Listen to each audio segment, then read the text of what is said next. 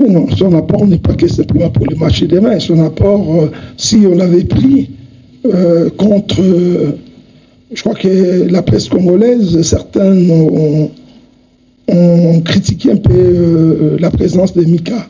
Mais comme on vous dit que c'est un groupe à 26 joueurs, chacun a son rôle à jouer dans l'équipe. Vous avez vu, les deuxième match, Mika était remplaçant parce qu'on a trouvé que ce match-là contre la Zambie, sa place n'était pas en tant que titulaire sur le terrain. Donc l'apport de Mika, il est tout d'abord dans l'encadrement de la jeunesse, une jeunesse qui n'est pas tellement expérimentée. La plupart des garçons que j'ai là n'ont jamais joué, même certains dans une équipe de U17 ou U20.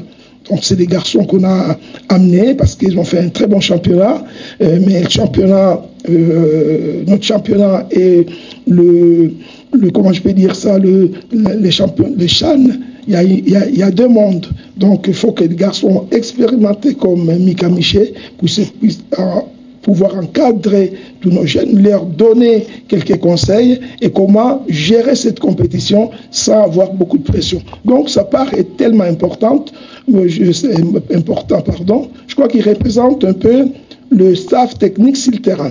Donc raison pour laquelle ces garçons-là, il est nécessaire dans cette équipe-là. Pas encaisser ou même encaisser moins que des buts que nous aurons marqués demain dans ces matchs. Ben bien entendu, parce que quand on entraîne des garçons, on les entraîne pour leur faire voir quels sont, je pourrais dire, l'équipe en présence qui vont rencontrer, quels sont les points forts et les points faibles de cette équipe-là. Après, maintenant, on peut tout travailler. Vous savez, le football, c'est une science qui est inexacte. Donc vous pouvez tout travailler, il y a toujours des problèmes sur un terrain de football qui fait que ces détails-là, il y a un petit retard d'un joueur qui était par terre ou un changement, l'arbitre n'a pas... Il y a toujours des détails. Nous, on a fait en quelque sorte, avec les peu de temps qu'on a eu, de travailler sur tout. Pas simplement sur l'équipe marocaine, mais surtout c'est qu'un joueur de haut niveau, dans un match aussi capital, doit faire ses devoirs, ses obligations sur le terrain et comment amener son équipe à un résultat positif. C'est ce que nous on a fait. Bon, maintenant, on parle beaucoup de Maroc, mais le Maroc aussi se pose les mêmes questions contre nous. Nous aussi, on est imprévisible. Si on fait bien les choses demain, si nos joueurs sont très, on veille bien récupérer, parce qu'il faut savoir qu'on a quand même un certain nombre de problèmes à résoudre par rapport à nos joueurs, par rapport à leur récupération, à leur santé. Vous le savez très bien, pour ne pas trouver les esquisses, on n'a pas eu de matchs amicaux, donc les corps humains, c'est maintenant qu'on commence à se retrouver un petit peu dans une compétition, les corps s'habituent à ça. Donc on va essayer de gérer hier et on va gérer encore aujourd'hui pour que ces garçons-là soient les plus frais possibles demain. Et après, on verra si c'est le Maroc qui va, comme tout le monde le croit, qui va battre les Congos facilement. Et ça, c'est sur le terrain. On verra parce qu'on a nos problèmes à nous, nos problèmes physiques.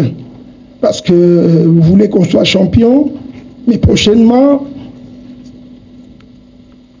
là, je réponds aux questions. Mais tu me perturbes là quand tu fais ça. Je disais ceci, vous demandez la santé de nos joueurs, mais nous, il y a nos joueurs aujourd'hui qui ont beaucoup de problèmes de pépins physiques. Pourquoi? Parce que simplement, ils n'ont pas fait une bonne préparation.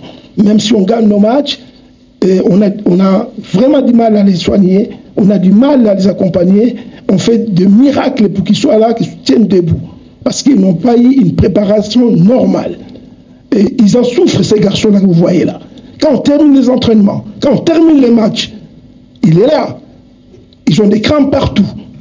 Ils font des efforts. Donc j'ai dit, prochainement, vous, la presse aussi, essayez de vous battre aussi que les programmes soient respectés. Là, Magloire Tamboué, on va voir aujourd'hui s'il pourra jouer. Lolendo avait des problèmes de santé et on en a beaucoup comme ça. Mais cela ne fait pas peur parce qu'on a 26 joueurs, on va le faire jouer. Donc voilà, c'est tout. Ça m'énerve un petit peu tout ça.